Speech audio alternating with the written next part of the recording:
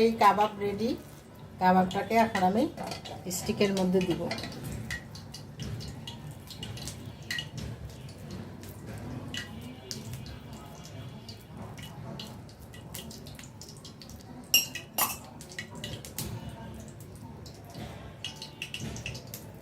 তেল দিয়ে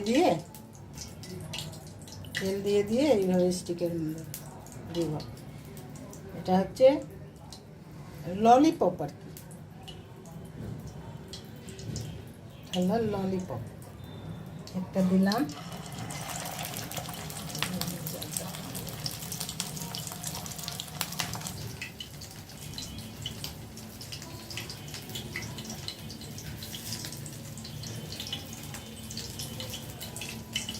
আলু মাংস আর সবজির ললিপপ।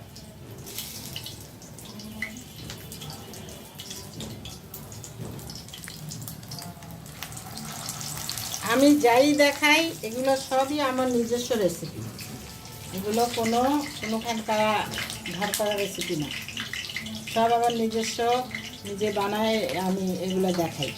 আমি একসময় শেফ ছিলাম